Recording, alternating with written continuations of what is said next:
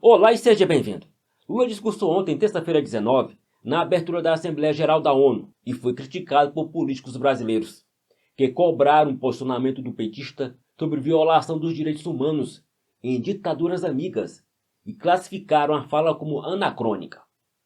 E diante das críticas, o líder do governo subiu à tribuna da Câmara dos Deputados para dizer que o mundo inteiro parou para ouvir Lula, porque o seu pronunciamento foi o maior fato político do dia de ontem.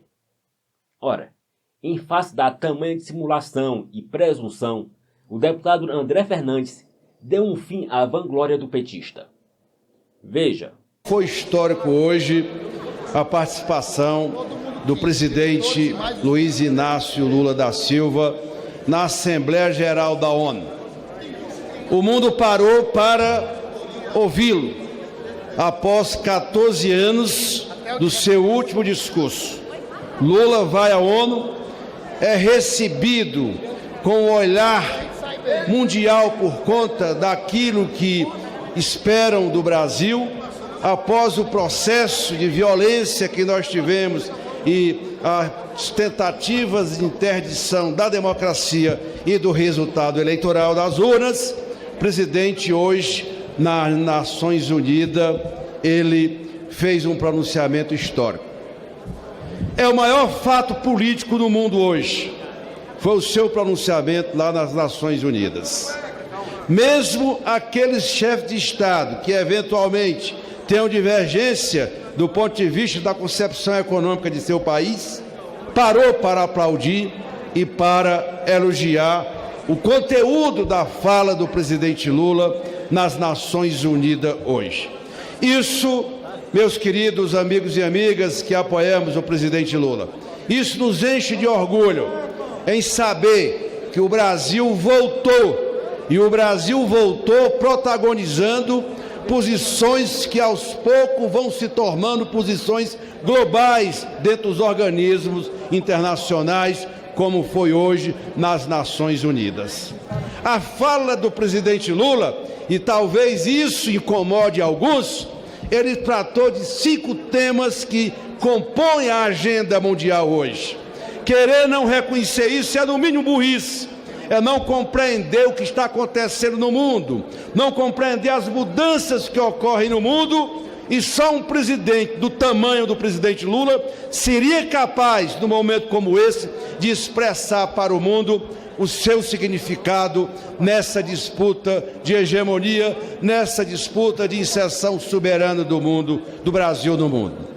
Quais foram os 5 temas tratados no discurso do presidente Lula? Por tudo que ele representa, do que ele sofreu, do resultado eleitoral, Lula foi hoje o estadista lá nas Nações Unidas. E ele tratou, senhoras e senhores parlamentares, de 5 temas. O primeiro deles, a questão da fome, as desigualdades sociais.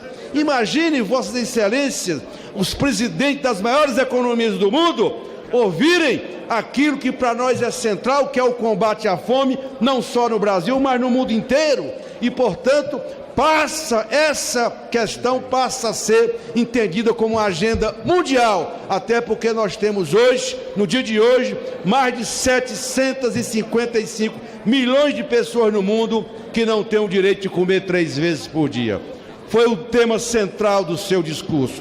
Recorre a uma questão que é central no mundo de hoje, que é o combate às desigualdades sociais e, aliado a isso, às desigualdades regionais e de gênero.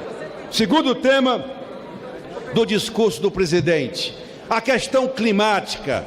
Vejam que o mundo se prepara para vir para a Amazônia para participar da COP30 e, portanto, introduzir esse tema da questão ambiental, a sustentabilidade do modelo econômico do Brasil num momento como esse. Até porque o presidente chegou lá com, na sua bolsa, uma redução de 48% do desmatamento da Amazônia. Chega lá para discutir esse tema com credibilidade, com restauração dos órgãos ambientais, com a fiscalização que é feita hoje. Portanto, um dos temas centrais para quem quer pensar hoje o novo momento da economia mundial, o momento da economia verde. O terceiro tema tratado, senhor presidente, a questão da reforma do Conselho de Segurança da ONU. Não é pouca coisa o que nós assistimos lá hoje, porque o presidente americano, o Biden, se pronunciou também na reunião, concordando com o presidente Lula, porque é chegada a hora de reformar o Conselho de Segurança da ONU, porque ele não dá conta mais das mudanças climáticas, das mudanças econômicas, das mudanças que ocorreram no mundo e que esse Conselho, a sua composição, está ultrapassada. Foi, portanto, uma voz ativa e se consegue, nesse momento, liderado pelo presidente Lula, quase que um consenso nas Nações Unidas que o Conselho de Segurança Nacional, Segurança da ONU, precisa ser reformado, e a entrada do Brasil nele mostra bem o tamanho do Brasil, que já já nós vamos transformá-la da 14ª, da 8ª economia do mundo. Brilhou o Brasil naquele momento hoje, lá na Assembleia Geral das Nações Unidas. E também um outro tema que foi objeto da fala do presidente, a questão da energia limpa, as fontes renováveis de energia, especialmente a economia verde, que a China olha para o Brasil, inclusive para o meu Ceará, e quer fazer investimentos pesados nessa área, porque aí o Brasil pode alterar a sua matriz energética e construir um novo momento para exportar aquilo que é fundamental para a sustentabilidade das economias, que é o hidrogênio verde, que são as fontes renováveis de energia. É por isso que aqueles que dizem que o Lula está fazendo turismo não estão entendendo coisíssima nenhuma do que está acontecendo nesse momento com o Brasil no mundo. Para se ter uma ideia, nessa agenda internacional do Lula, ele já atraiu nesses meses todos mais de 100 bilhões de reais para investimento aqui no Brasil. E o mundo todo começa a se voltar para o Brasil. É o investimento privado chegando, foi o PAC que foi lançado, e aí a gente vai criando as condições para a economia brasileira crescer em níveis que sequer as forças do mercado consideravam. Quando nós iniciamos o governo, eu via muitas vozes do além, aquelas vozes do além que apregoavam o caos, que não queriam reconhecer o resultado das urnas, diziam: o Brasil não vai crescer 1% esse ano, deverá crescer 0,5%, 0,8%. Está aí o resultado. Já estão falando que vai crescer mais de 3% ao ano. E qual é o sentido disso? Isso que vai girar a economia, que vai gerar emprego, vai gerar renda, e o PAC é um indutor central na retomada do investimento público, porque todo mundo sabe, aqueles que compreendem como é que funciona a economia de mercado, não tem como pensar desenvolvimento com sustentabilidade se não tiver investimento público e investimento privado. Essas duas vertentes da economia, para um país dar certo na geração de emprego e renda, elas precisam caminhar juntas, e é por isso que o Brasil está vivendo esse momento importante. Pela ordem, presidente. Eu concluo, senhor presidente. E brilhou muito. Para concluir. E brilhou muito aqueles parlamentares que não suportam ouvir aquilo que o Brasil hoje fez no mundo, deveriam pelo menos ter o decoro para ouvir todos democraticamente. O Brasil hoje brilhou na ONU, o Brasil voltou, e eu quero aqui aplaudir o presidente da República, Luiz Inácio Lula da Silva, pelo brilhantismo com que ele defendeu o Brasil hoje. Realmente, o Brasil voltou para o buraco que deixou durante os seus governos do PT. Eu vejo aqui a liderança do governo falando, e meu Deus do céu, parece que nós vivemos em dois mundos paralelos. Existe o mundo da cabeça do PT, o mundo da cabeça do petista, do governo, e existe o mundo real. No mundo da cabeça do petista, do PT, do governo, eles acham que estão arrasando a nível internacional, que estão fazendo bons acordos, que estão fazendo algo de bom para o país. Mas, na verdade, no mundo real, o que nós vemos é o Brasil passando vexame. O que nós vemos é a primeira-dama fazendo o Brasil passar vergonha internacional. O que nós vemos é, enquanto o presidente da República do Brasil fala, sequer o presidente da Ucrânia aplaude. Pelo contrário, ignora. Ora, senhor presidente, basta ver na foto onde se juntaram todos aqueles presidentes, G20, e o Lula sai dali, tenta cumprimentar alguém, e ninguém sequer dá bola para o Lula. É uma vergonha, é um vexame, senhor presidente. Consegui te agradecer na hora que tu ficou... E agora há pouco foi votado aqui um PDL para a gente tratar da calamidade pública do Rio Grande do Sul. Interessante que eu não vi sequer um parlamentar daqui do lado esquerdo falar sobre as dancinhas da Janja enquanto pessoas morrem. Eles não fazem isso, tentam fazer politicagem em cima de um momento tão delicado, tão difícil, mas ignoram o que eles estão fazendo. Chegando na Índia, é namastê, é brincadeira, é dizendo que vai ter 20 horas para fazer tweetzinho, enquanto tem gente morrendo. Isso é um absurdo. É por isso que o governo Lula está indo de novo para o buraco. Basta ver a popularidade do então presidente Lula, que teve aí, supostamente, a maioria dos votos. Mas eu pergunto, cadê esse povo, senhor presidente? Será que só está aqui no meio dos deputados? Só esses parlamentares? Porque no 7 de setembro eu não vi pessoas. A própria jornalista Amanda Klein, que tem seus posicionamentos de esquerda, falou: ora, vemos claramente uma falta da sociedade civil. Não existe, não tem ninguém apoiando o governo Lula, porque é um desgoverno, não tinha absolutamente ninguém. Eu não vi nenhum parlamentar aqui subir para falar de recordes, eles gostam de falar de recordes, mas eu não vi eles chegando aqui para falar que Lula acabou de bater recorde nos gastos de cartão corporativo entre todos os presidentes da República. Somente nos 7 primeiros meses de 2023, Lula já bateu o recorde com gastos no seu cartão corporativo. A mesma esquerda que criticava Jair Bolsonaro quando tinha os gastos do cartão corporativo, não estão falando sobre isso.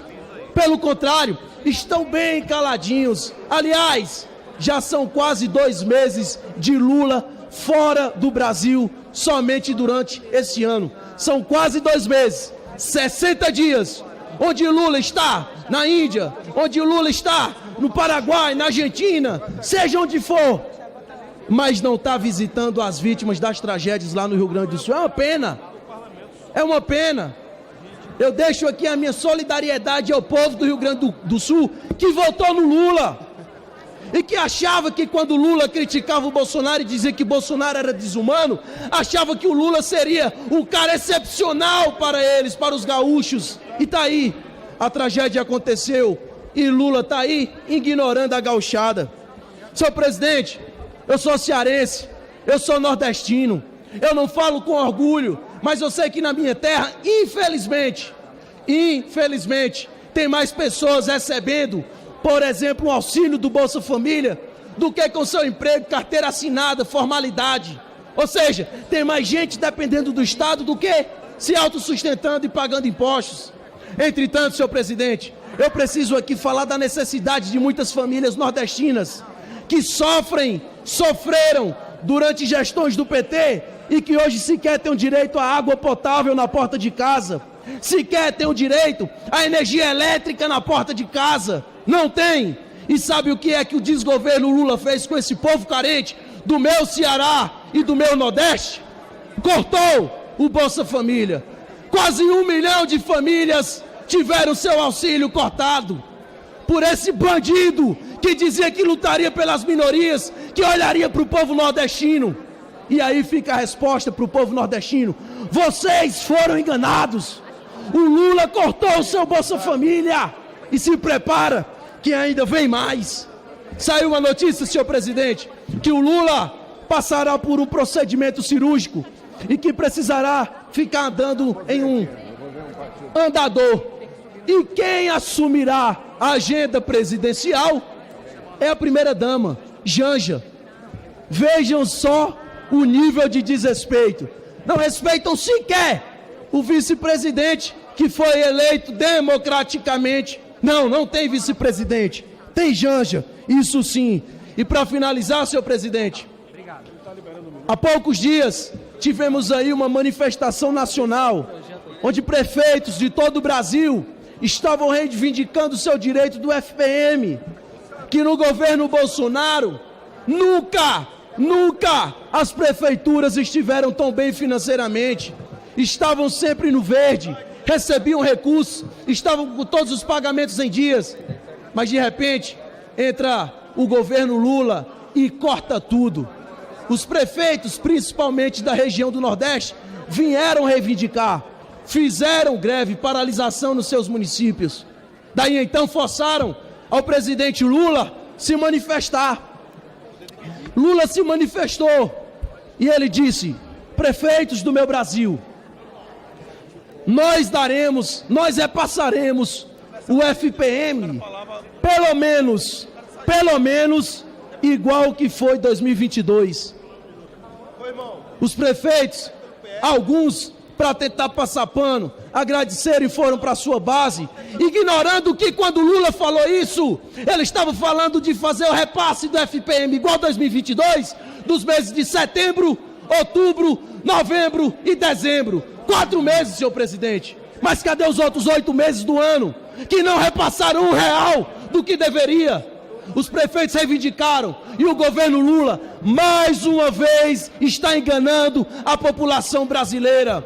Está prejudicando os prefeitos, está prejudicando o povo nordestino, está prejudicando, de forma geral, o povo brasileiro. Obrigado, senhor presidente.